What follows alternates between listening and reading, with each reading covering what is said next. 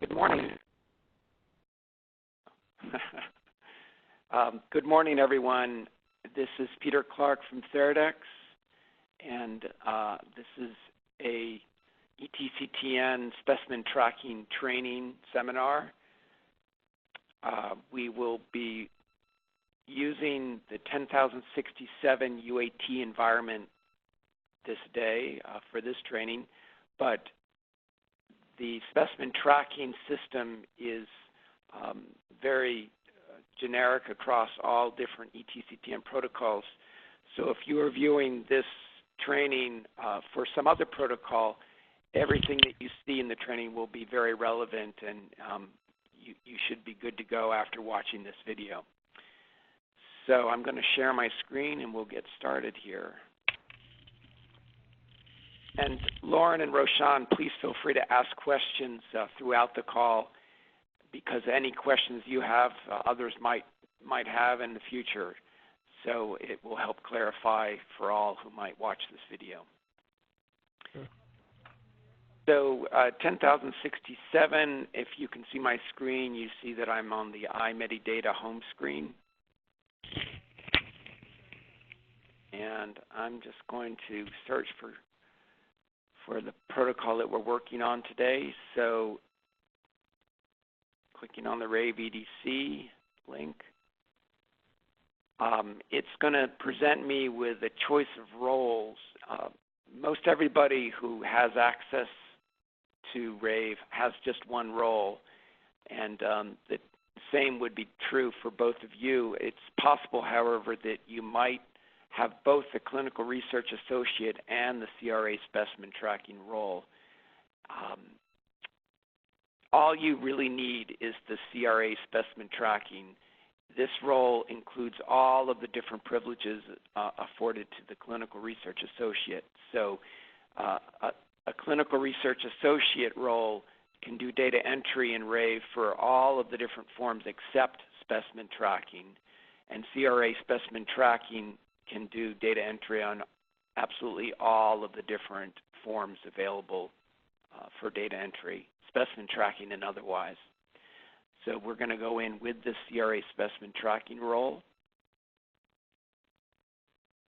And we're in the UAT environment, so this is not a live study data environment. And there's just one site that was set up for UAT, the Dana-Farber site. When you go in the live production environment, you'll be taken straight to your site, which will, of course, be not Dana-Farber unless you happen to be there. And at the bottom of this screen, you can see there's two reports that are available right in the EDC environment, the shipping list and the specimen labels. In order to print the shipping list report, you always have to go out to the site level, but specimen labels can be printed from within each of the different patient home pages. Today we're going to work with patient 28, which was just added this morning. And to add a patient in either the production or in the UAT environment, that patient has to be added in the open environment, and that's where you do your patient registration.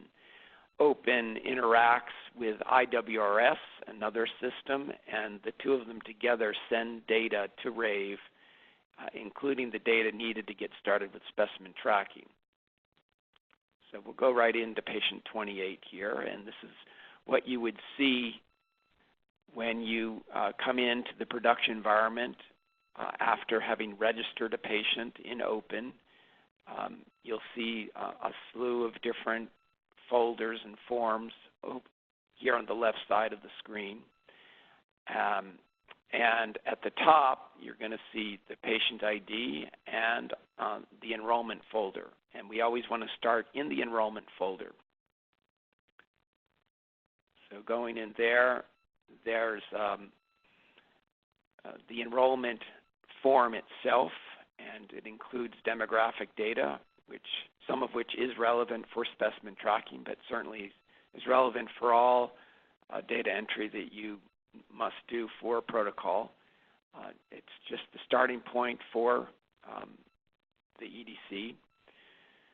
So here we can see that in this test patient, she's Asian and was born in 1952, 65 years old right now.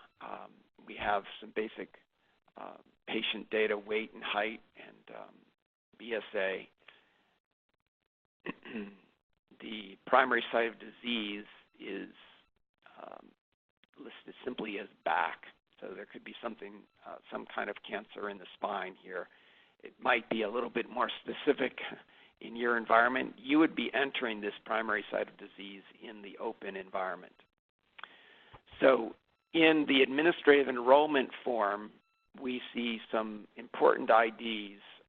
There's 3 IDs associated with a patient. The treatment protocol patient ID, which includes the site code where the patient first went on study. And then we have a universal patient ID and an intrinsic patient ID. Both of these IDs that you find on the administrative enrollment form are derived from the patient's demographic and disease data. So they are associated directly with the person as opposed to the treatment patient ID that is more of a, just depends on when they came into the study.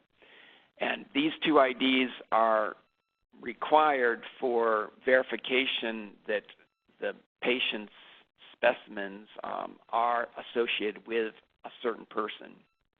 And if the person is in multiple clinical trials, they will always have these same universal and intrinsic patient IDs. So you're going to see these IDs on the specimen tracking labels, and the treatment patient ID currently is not on that label. So it's really important to know where to go to see the correlation between these IDs and the treatment patient ID. The form that you first need to do data entry in, all of this data came in from OPEN and IWRS during patient registration. But what we need to do is go to the histology and disease form first. And here we're going to select information about the patient's disease, and we're just put in some test data here. And the SNOMED disease term and code, it's very important for specimen tracking. The pathologists use this code or term to help classify the patient's disease and how they're going to treat the specimen that has come for the patient. So this list has over 1,000 items in it. If you just use the drop down, you'll see a list of looks like 8 to 10 different terms here. And you can scroll through using this next button, but it would take a long time to kind of scan through all of these. It's a search list, so we're going to just start typing back. I don't think it's going to come up with back cancer, so let's look for spine. Spinal cord neoplasm. Just for this test patient, we'll choose this one. Of course, in a live patient, you should have this disease term or code on a source document. And you don't need to have both. If you just have a description, you can just start typing the description. If you have an actual SNOMED code, you can start typing that, and the search list will find the item that you're looking for. So we'll enter some spinal histology here and a date of diagnosis.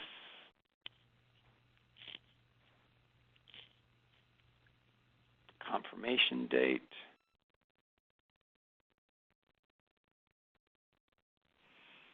Next, the pathology report is it's a PDF or JPEG, so it's going to be a scan of a hard copy report that wants to follow the specimen around.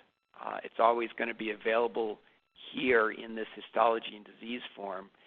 And often the laboratories that will do the analysis on the specimen tracking. Hello, who just joined the call? Hi, it's me, Erica. Oh, hello, Erica. So sorry, I'm late. I was with the patient. That's okay. So there is a recording of this. We're recording it now, so you can review the recording to see what you've missed. Okay. Sounds good. So this pathology report often is printed and sent in the box, and at the labs where they're going to analyze the specimen, they will need to refer to that report. Now, these reports often have personal information, a patient's name on it. You have to make sure that that is redacted before you do the scan. And we're going to come back to upload this in a moment because what's really useful is to get a label for the first specimen and put it on the report over the personal information. And that's a good way to associate the pathology report with that universal and intrinsic patient IDs that I had mentioned earlier. So for now, we're going to leave this, and we'll come back shortly. I'm just going to click Save.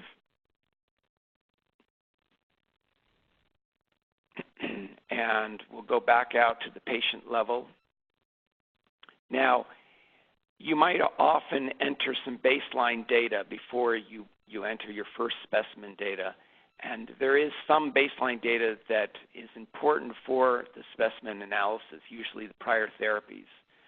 And in the baseline baseline folder, you can see that we've got prior treatment summary as well as some other important forms for the baseline of the patient.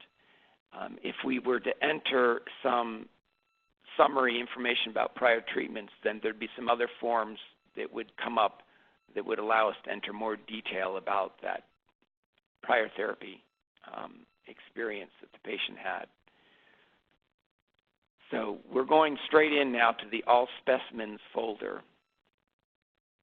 And all your specimen data is going to be located in this folder.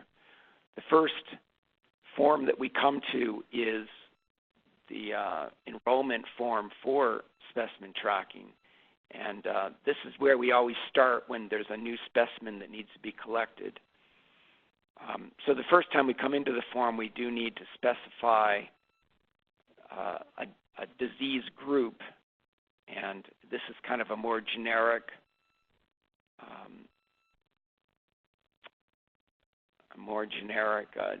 disease classification than so I started typing in spine.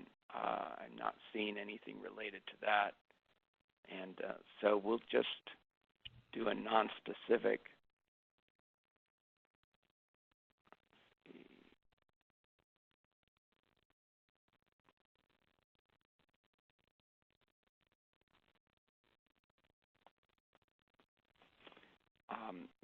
Obviously, when you're doing the data entry, you don't want to be just guessing at what should go in here. You should always be referring to a source document.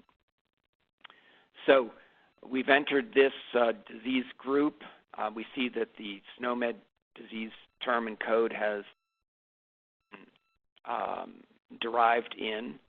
And so we have some instructions then for entering the first specimen data. So for the first specimen, please edit the log line and then click Save. That's exactly where we are right now, but we'll also take a look here for the second instruction. For subsequent specimens, just click Save after adding the log line.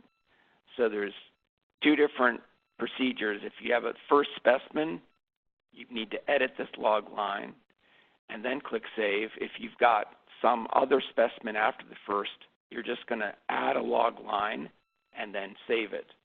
So in either case, there's two clicks in order to initialize the specimen folder for that specimen. So you'll notice here in the All Specimens folder on the left, we're just looking at that enrollment form for specimen tracking and a tracking contacts form. When I edit this log line and then click Save, it generates a new folder here. So the first specimen, all the data for it's going to go into this first specimen folder, and each specimen will have its own folder. So now I'm going to edit this again, and referring back to the instructions on the third bullet here, it says for all specimens, then edit the record to enter the protocol time point, specimen category, and labels needed before saving again.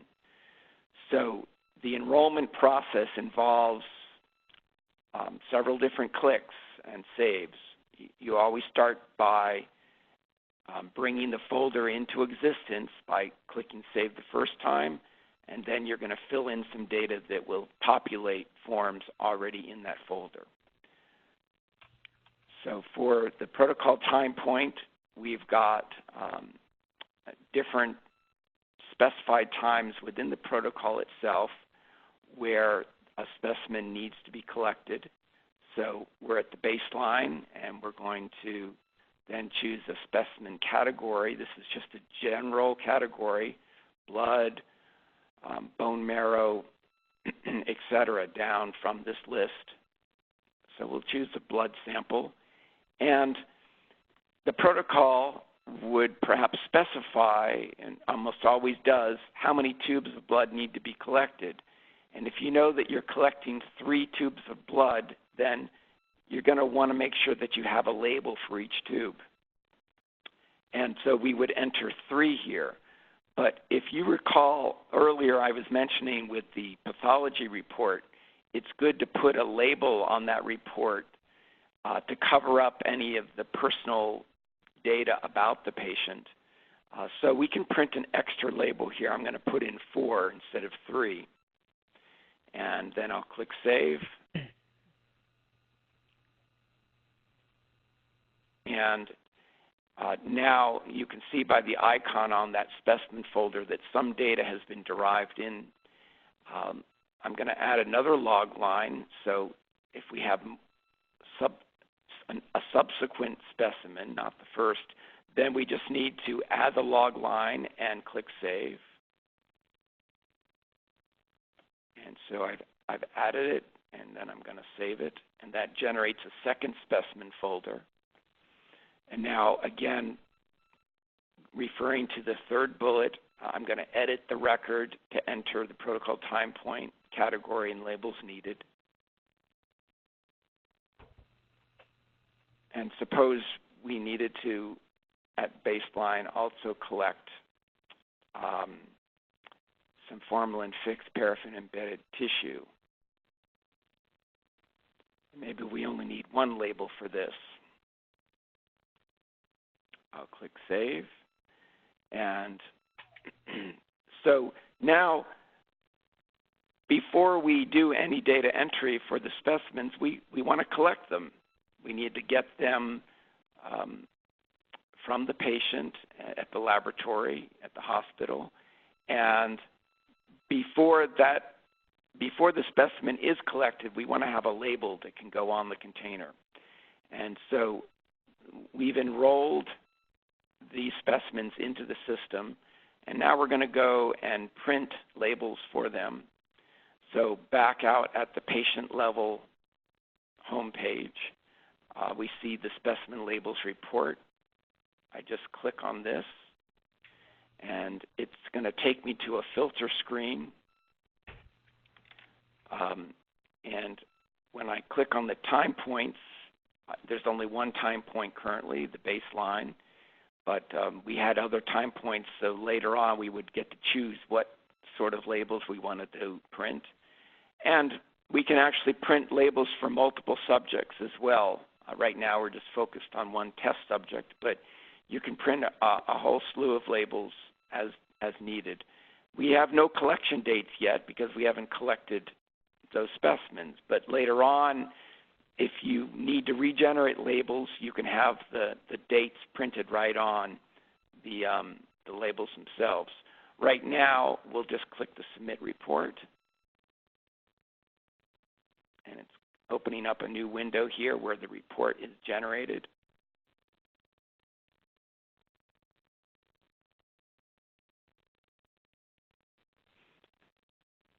So this report, the specimen report, specimen label report, is designed to print on special label printers that print just one label per page, so to speak.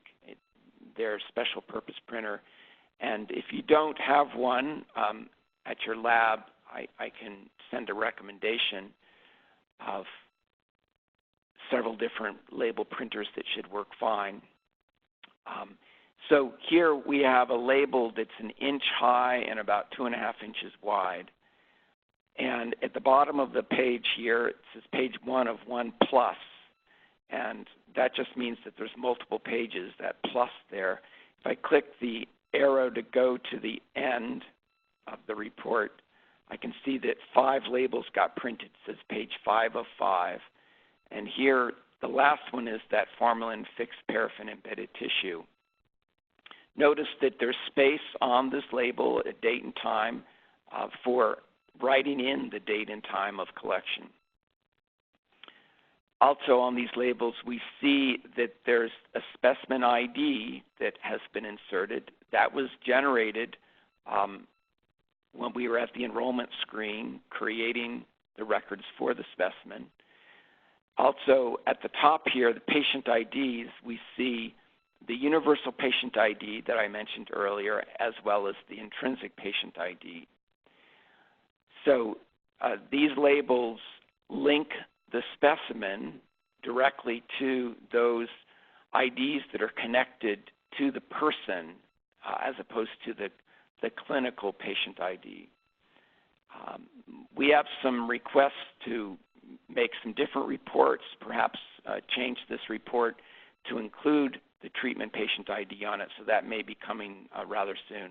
But right now, the specimen label is just going to have these 2 IDs on it, as well as the specimen ID.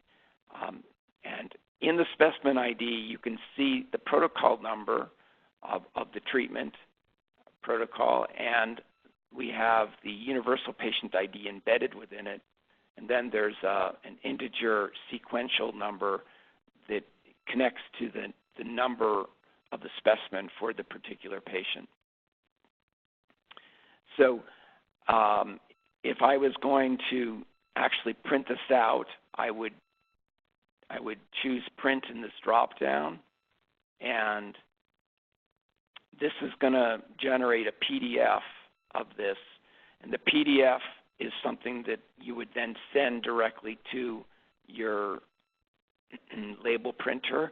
You can print it on a regular printer, but it is only going to print 1 label per page.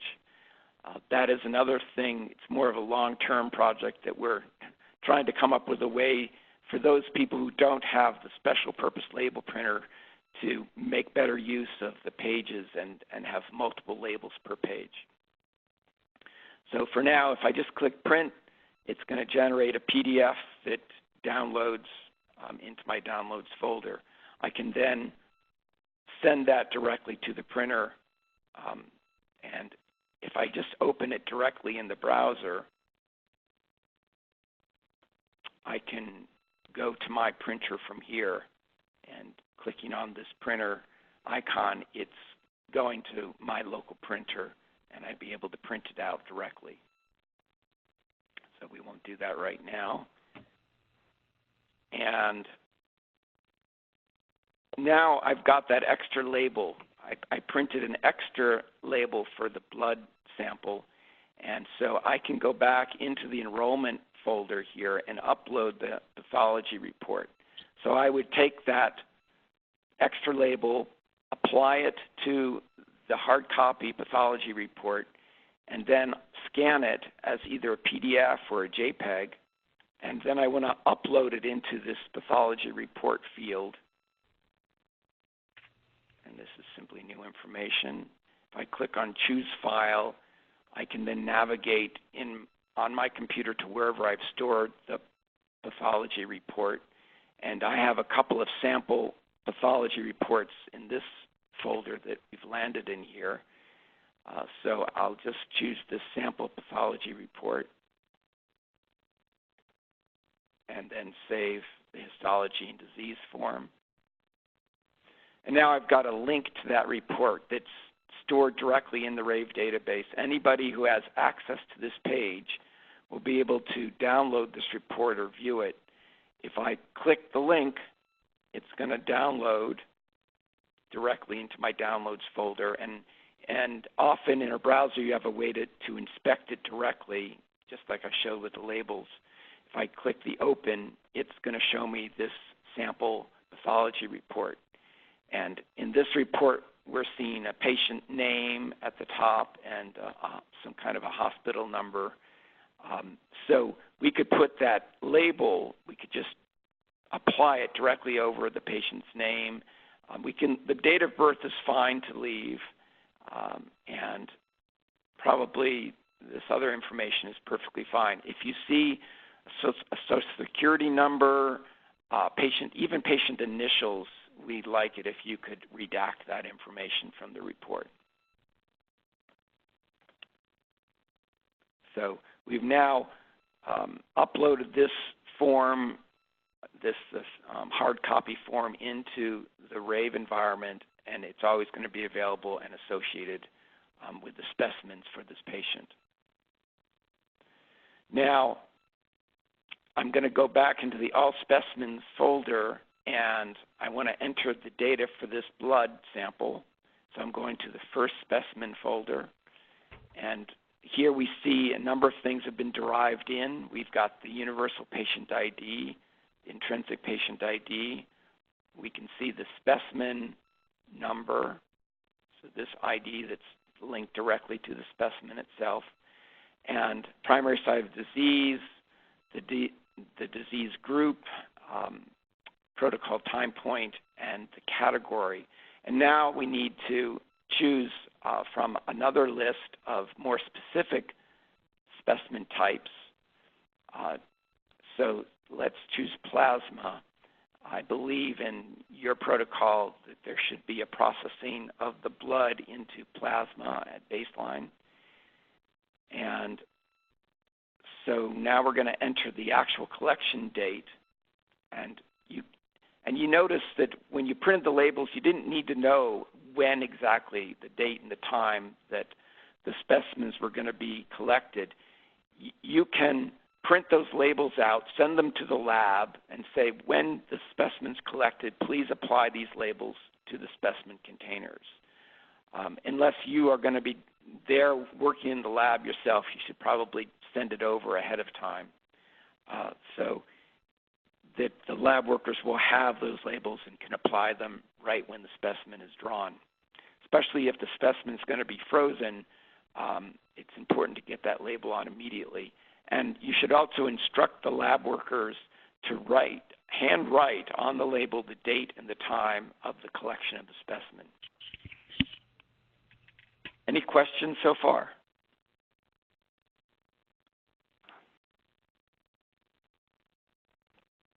Very good. So we'll put in today's date for our sample collection date. And suppose it was at 10:30 when we started this call that the specimen was collected. And we have a collection tube type. There's a slew of different options here, and in the protocol it will say exactly what you should use. I don't have the protocol open on my desktop right now. So if you don't see the type here that you need, there is another screen here, a couple other tiger tops. And we have an other specify. So if you don't see the one that you need, just use other specify, and perhaps it's some type of blood tube that's not in that list. We also have a slide prep type, which we won't need for this blood specimen, and the number of samples collected, 3 tubes. We have a number of aliquots, if that's a relevant part of the processing, and you could, if the number of tubes changes due to that, you would put in that number here.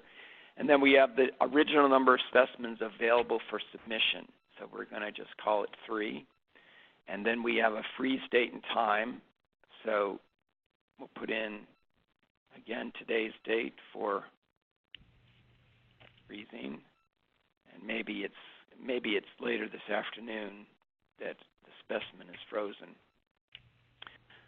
The type of tissue submitted is if it's some form of non-blood specimen, so we'll skip that one. But we do have a site from which the specimen was taken, and again, it's a long list. If I just type B for blood, it gets me to the B's, and then I can select blood. There's a comments field if you need to enter any additional information, and then you just click Save. So it might be that the specimen is ready to be shipped, and we might be planning to include that other specimen in the same box, but we can enter the shipping status directly in this shipping status form. When I click the Edit button for this log line, I would then choose the courier that I'm planning to ship with. Suppose it was FedEx. And the tracking number, you can certainly get a FedEx tracking number before you send the box out, so you would have that handy if the specimen was going to be shipped today. So I'm just going to make up a number.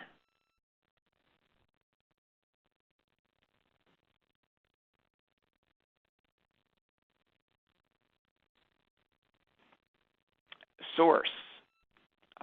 So this source would be, it's coming from the treating site. So wherever it is that you have collected the specimen. In this UAT environment, we're at the Dana-Farber site, so I would choose Dana-Farber from this list. This list is long. It's got over, I think, about 100 sites. So you don't have to go scrolling through the list. If you just start typing, so I just started typing Dana, and it's now isolated it down to exactly what I want. So know that you can always just start typing your site, and it will easily pop right in there. Contact name, I'm sending it. I'm the one sending it, so I'm putting my name in here, and a phone number. I'm just going to make up a number that might be mine if I was living in Massachusetts. And the destination. So currently, for this protocol, specimens are going to ship to either the Duke laboratory or the University of Washington laboratory.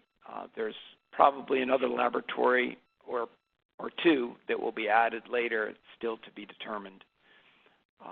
And this information is something that gets customized into the protocol when we set up the protocol environment. So the specimen tracking forms will all be the same, but the drop-downs will be different depending on the protocol. So I'm going to say we're sending it over to the Duke laboratory, and I won't fill this in. It's auto-filled upon saved. And shipping conditions, I can say that this is going to be shipped under dry ice, if that is what is true. And we're planning to ship it late this afternoon, so I'm putting in today's date.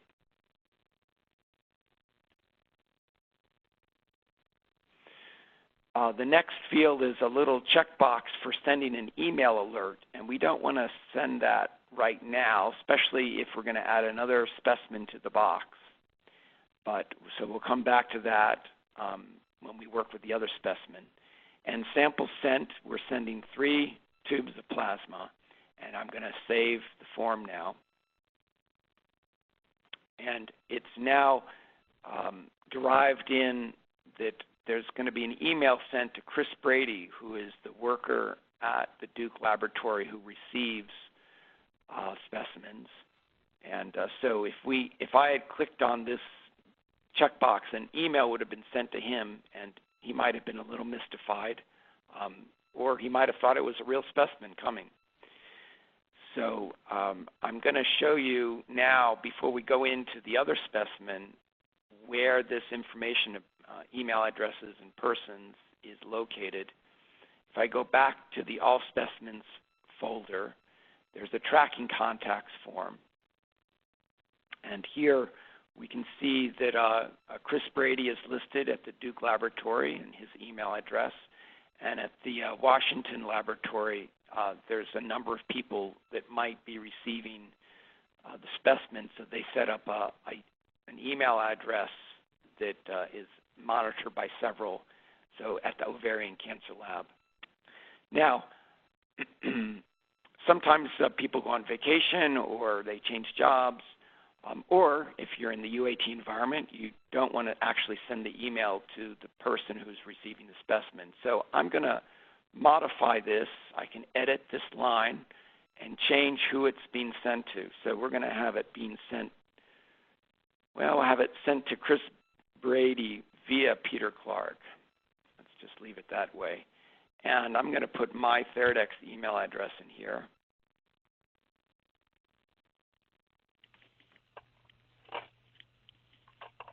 And then save it. So now I've made an alteration, so when we work with the other specimen, my email address will come up.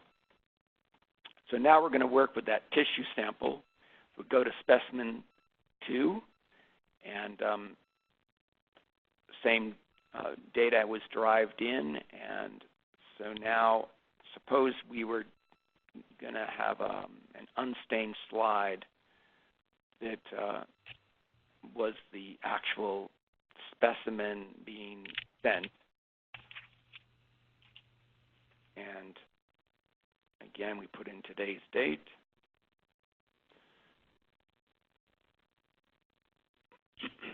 We skip over the collection tube type and go to the slide prep type. I'm just going to choose the first one from the list. And we had one slide that we were preparing. One is being submitted. And we're not freezing this, so we're skipping over the freeze date and time. And let's suppose this was primary tissue and that we were taking this from the spine. I'm saving this record, and now I'm ready to ship this. So I'm going to include it. So I need to re-enter the shipping status information, but I've already entered it once. So there's a way that I can copy it over from that other specimen. If I go to the copy shipping form,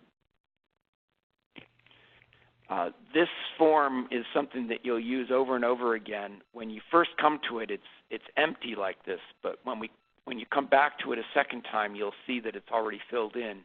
Anytime you come to it, you're going to want to update it so that it has all the most recent shipping information. This form will collect shipping information from all of the patients at your site, because it's even possible to send specimens from multiple patients in the same box.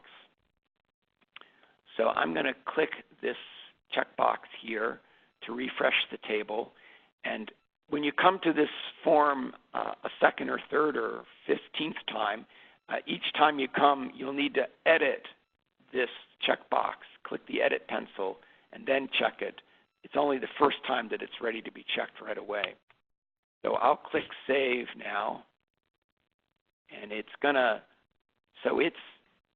through the whole UAT environment and found all of the different tracking numbers that I set up in previous demos and trainings. And so all of these, some of them are fairly recent. Some of them go back to August when we were just doing some testing for this protocol. And so the one that we want is today, 18th of December. Now, you might have a long list here. If you click on the ship date column, it sorts the list. And it's sorting it in a curious way, but it does sort it at least.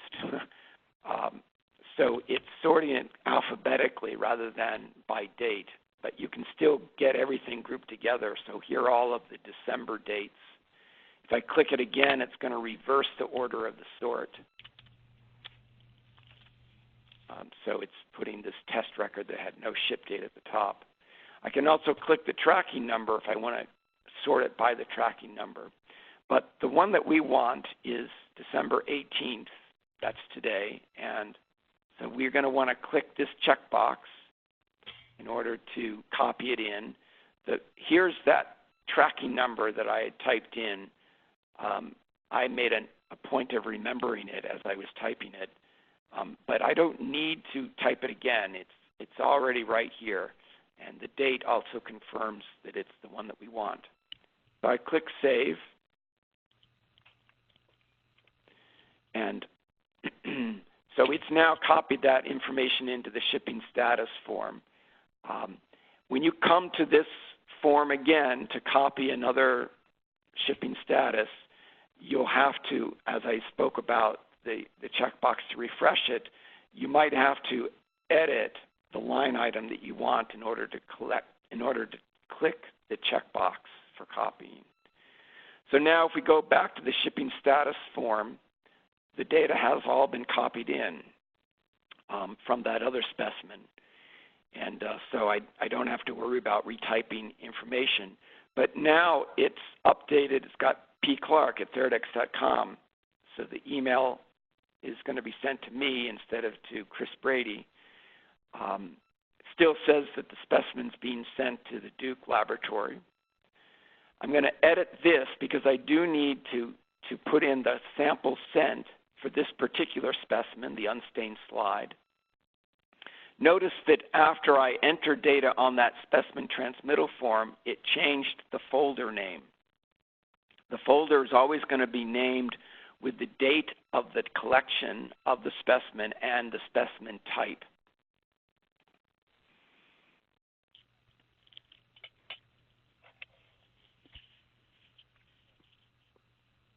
So editing this record, all I need to do is put in that I've got one slide that's being sent in the box. The slide is not going to be frozen, so I might be using a box that has two different compartments, one for a frozen specimen and another that's at the room temperature or ambient. So I can change the shipping condition for this side of the box. And now I'm going to click this checkbox to send the email alert. And it's going to go to me as opposed to Chris Brady, so I can show you what that looks like. And I'm going to save this record.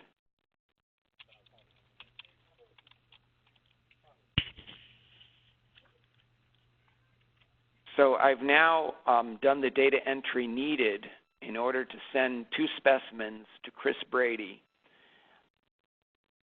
I need to print out a shipping list report to put in the box. So again, we're going to remember this tracking number. Starts with 4 nines, ends with 0101. So there's an email that's just arrived in my inbox. We'll take a look at that in just a moment. So I want to remember this tracking number because the shipping list report is based on tracking numbers. So that's the one that starts with 9s and ends with 0101. If I look back in my inbox now, I can see this report. This email. And here it's addressing Chris Brady via Peter Clark. So I edited the name, and instead of taking away Chris Brady completely, I just added my name in. So I just wanted to show you that that's how it's going to address the person. And it's saying the following specimens are being shipped overnight via FedEx.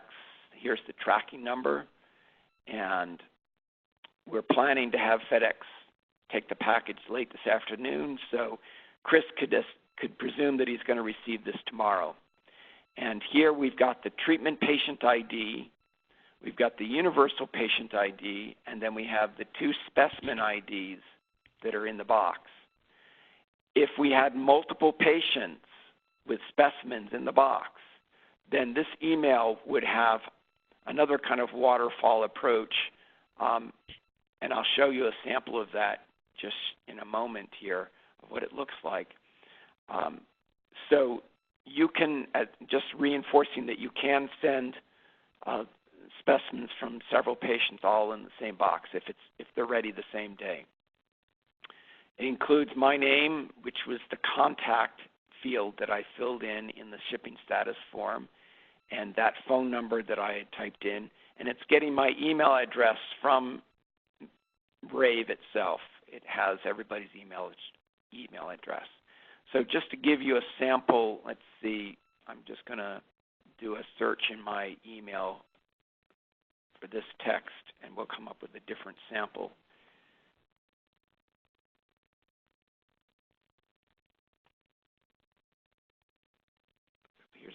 Here's some from some other trainings. All of these just had.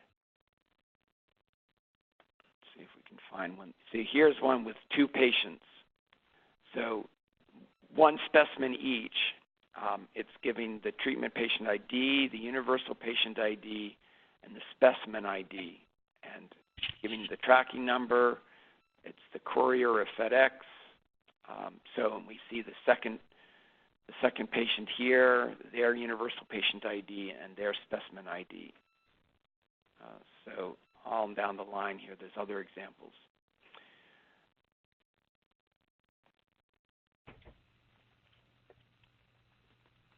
So I mentioned that we need to have the shipping list report included in the box. So I go back out to my site. So we have to go to the site level. And that's where we have access to that shipping list report. So I'll click on this. And it wants to know which tracking number I want to print the report for. And this is where it's important to know your tracking number. So here at the bottom is the 4 9s and the 0101. Your tracking number is not always going to be at the bottom. This sorts it alphabetically. Or maybe it's sorted numerically, but whatever you would look for your tracking number in the appropriate region as you look and see how it's sorted. I'll click the Submit Report. It's taking me to that report window that we used for the specimens, but it's going to redraw the screen in a moment.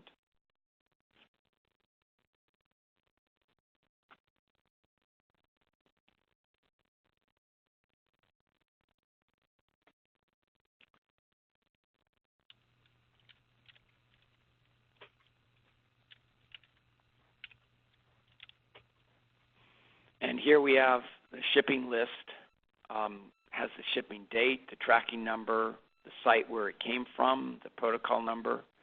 We've got the treatment patient ID, universal patient ID intrinsic, specimen IDs, the time points, the categories, and the type. So here it's blood, plasma, formalin-fixed paraffin embedded tissue, and unstained slide. Samples sent, the tissue classification, the sample site, collection date, time, freeze date and time. There has been a request to add a formalin fixation date and time, so that will be something that comes, I'm not sure if it'll be right away, but will probably happen during the course of your protocol, so there will be a migration to include those extra fields. So this report is always available in Rave, and in fact, the lab or the biorepository, whomever is receiving the specimen, will have access directly to the report. But the labs are expecting to receive a hard copy of this shipping list along with that pathology report. And so we would want to print this. And again, we get this print dialog box. And here you would want to choose the size of the paper that you've got available. If you happen to have a legal size paper, that would be good since this is a landscape report, but most printers are just set to letter. I'm going to choose letter, and I'm going to also select the orientation to landscape since it's running across the page. And I'll print it. And again, it generates a PDF that you can then send to your printer. And if we just view it in here, see what it looks like. And so the report itself is a little bit longer than a letter page, so it's going to print on 2 pages. All the data is there. So this would be printed and put into the box along with that pathology report and then sent.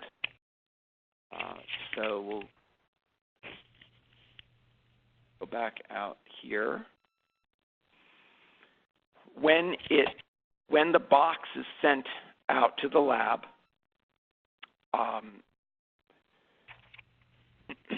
the lab personnel will log into Rave, and they will acknowledge that they've received the shipment. And I'm just going to open up another Rave window here just to show you.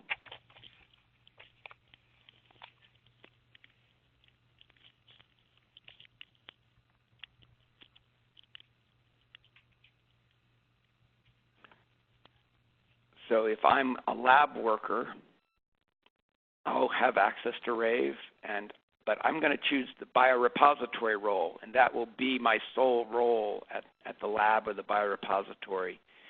And so when I click Continue here and go in to look at that patient that we were working on, now I can only see a few of the folders. So the lab workers aren't privileged to see all of the clinical data, only the demography data that's in the enrollment folder, and they could also see the baseline data. I did not enter any, but prior therapy data would be viewable by them. And, of course, they can take a look at all the specimen data. So if I'm now at that Duke laboratory and I've logged in and it's tomorrow and I've received these two different specimens in the same box, I would need to go in and acknowledge that I did receive them. So I go in, I can look at all of this data, but notice that the edit pencil is crossed off. So as a lab worker, I can't modify this data. It's already been entered and taken at the site where the patient is being treated. In the shipping status form, however, I can edit the record, and there's 3 fields that I need to fill in here as a lab worker. And so the first one is the receiving condition. Did the box get there in the same way? Is the frozen specimen still frozen? All I have to do is same as shipping if everything is good, as if it's received in the expected condition. If it was other, if something happened, then I would explain what happened here.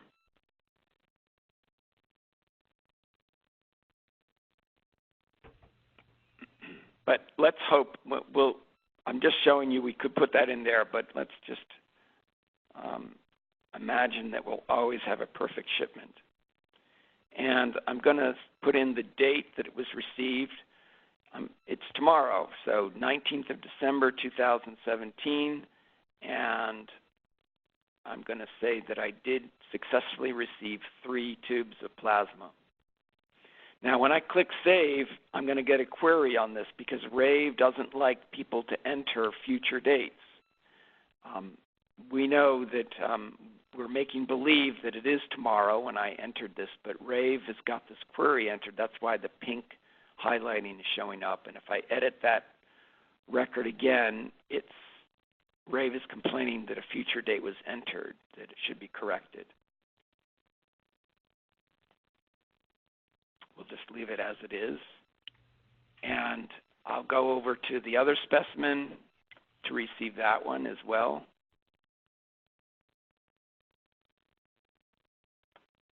And again, I would just edit these lines,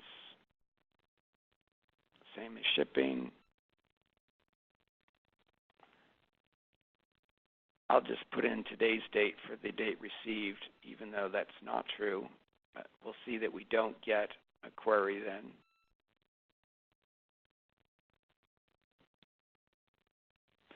And So that's on the receiving side.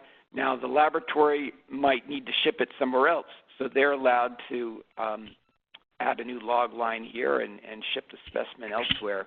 It could be that it needs to get shipped back to you, so that's another possibility that you might receive the specimen back, especially if the patient withdraws consent.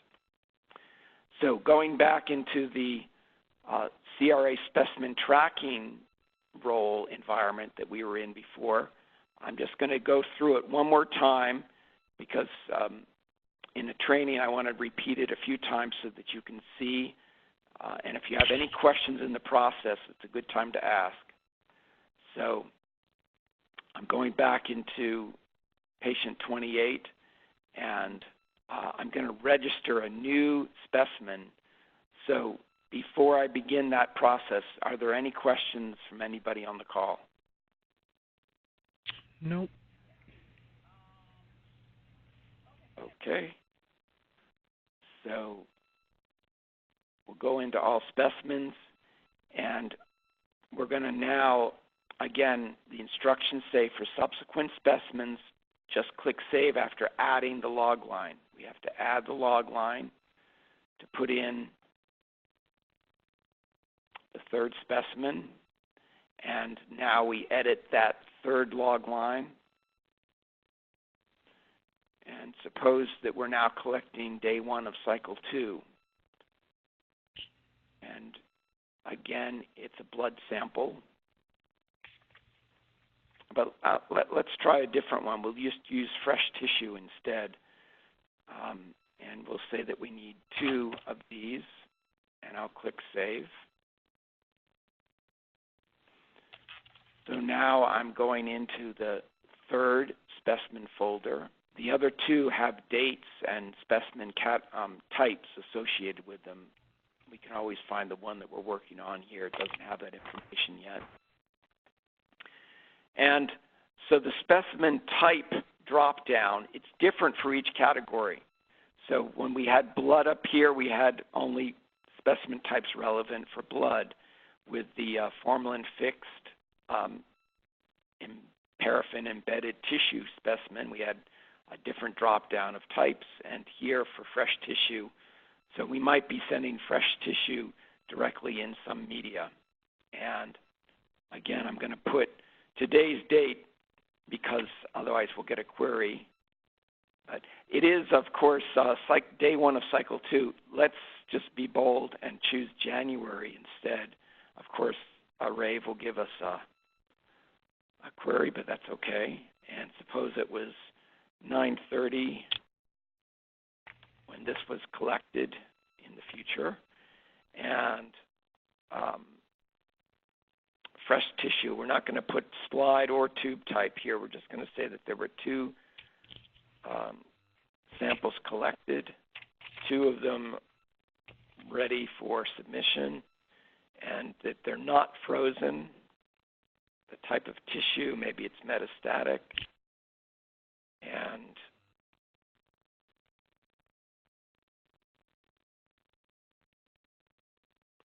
see what we've got here for the location. Spinal cord. We click Save. And of course, it does give us that query because of the date being in the future. Shipping status form, it's empty. This is a new specimen. But I could, suppose I am going to include this in some other, in a box that has data from another patient. Specimen from another patient. So I'm going to refresh this list of tracking numbers. And we do have this January 14th shipping here. This was from another demo. Doesn't match exactly with our January 18 date, but we'll just utilize this. And so I'm going to click on the checkbox for that January 14th. Click Save. And it's now copied in the shipping status data. Now, it copied in some information that's not relevant, needs to be corrected. So there was another lab that probably will get used in this protocol, but right now it's not definitely determined. So for the sake of this, you would want to change the destination and suppose we're going to send this to the University of Washington laboratory. And we'll just leave it at that and just click the save. Well, it's at dry ice. Let's change that to room temperature, and we'll click save. And now it has correctly changed the destination and the email address. And of course, that email address is from the tracking contacts form. We have the room temperature, the date shipped. Oh, I forgot to put sample sent. I'm going to go back in. And I might just correct this, even though we're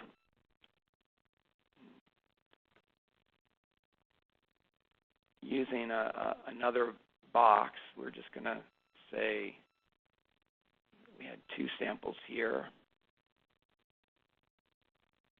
I'm not going to send an email on this.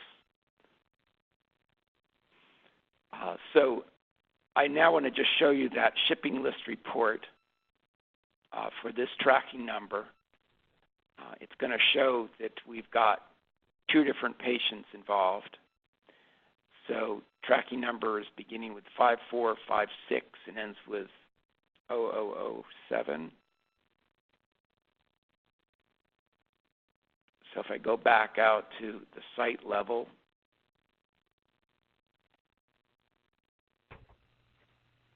choose the shipping list. Here's our tracking number.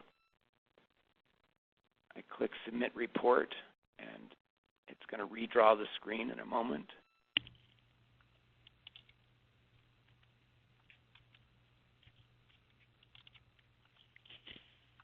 So here, the shipping date, it got confused because I changed the shipping date. One of them was January 14 and the other was January 18. But we do have 2 different patients. Here's patient 27 and patient 28. Universal patient IDs, intrinsic patient IDs, the specimen IDs, 2 different ones. We're sending blood from patient 27 and fresh tissue from patient 28.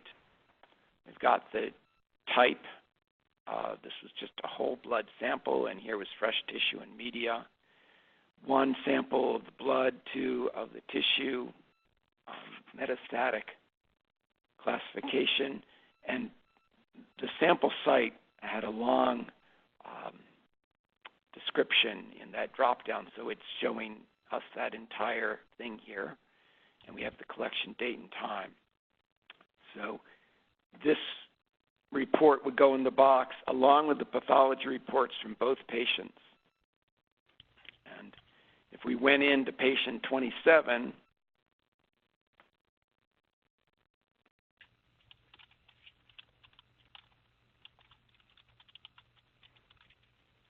and went into the enrollment form for that test patient and the histology and disease form, we see the sample pathology report.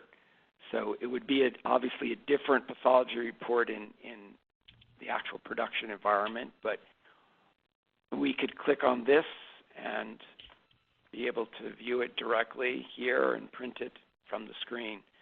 So I used the same sample report in that other demo that this patient.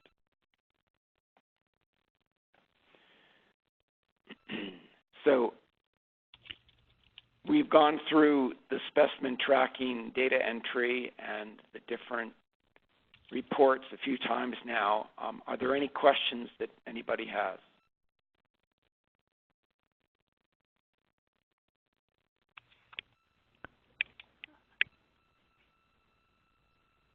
Not at this time. Very good. So as you know, this is being recorded, and so you can review this if you would like. I will be sending an email with training certificates, and also I will send rave invites so that you have the CRA specimen tracking roll. Additionally, I'm going to send a reference guide. It's just a short set of steps that you can go through each time that you will need to make sure you do all of the steps in order to correctly enter the specimens. Okay. So, great. Go ahead. Okay. No, I was trying to figure out if this is something I would be doing or our lab technicians are going to be doing, since they are the ones that ship and have all that information, FedEx and all that. So, but that we can work that out here. Yeah, and it may be a thing where it's a shared responsibility. You do some of it, and they do some of it. Okay. But they can watch this video if they would like to have the access to the rave environment, and then I will give them that same role that you would have. Okay, sounds good. But it's definitely important to communicate with the lab technicians, even if Right. If you end up doing all the data entry, you've got to make sure that they have the labels and that they are applying them in the right way. Right. Okay. Yeah. Any other questions? Not at this time. Nope. I'm sure I'm going to have to watch the video again, all over again, and make sure. Yeah. Okay. I mean, I can run through another one if it's helpful to anybody. No, that's okay. No, I've understood. Okay. How the process works. Yeah, I'm sure I'll have specific questions, but when the time comes, I'll bring them up. Very good. Very good. Okay. Well, and you said you said you'll send us the. Sorry to interrupt. You said you'd send us the invite to join it on Rave. Yes. So. Okay. You'll get the invite to have the CRA specimen tracking role, and you may have to take an e-learning. So if I take a look here in this environment, you can see some people have been invited, but they have a course that they have to take. So when you come to your Rave home screen, the e-learning is just basic data entry, and if you haven't done it before, then you would have to take the e-learning. It takes about 45 minutes, and once you've taken it, it'll be good for all future protocols that you do with ETCTN. But over on the right side of the screen, you're going to see the e-learning panel here, and here's an e-learning that somebody wanted me to take, but I haven't had a chance to do it yet. You'll see the e-learning here if you haven't already taken it that'd be relevant for you. And you would just click on this, and when you click on it, it's going to begin this e-learning. So it wants me to update my Adobe Flash Player. We won't do with that right now. So anyway, that might be part of what you'll need to do in order to have the full access you need for the protocol. Okay, great. Yep. All right. Well, again, thank you, everybody, and I'll be sending out the information later today. Thank you so much. Thank you. You're welcome. Thank you. Have a good day. Yep. Bye-bye.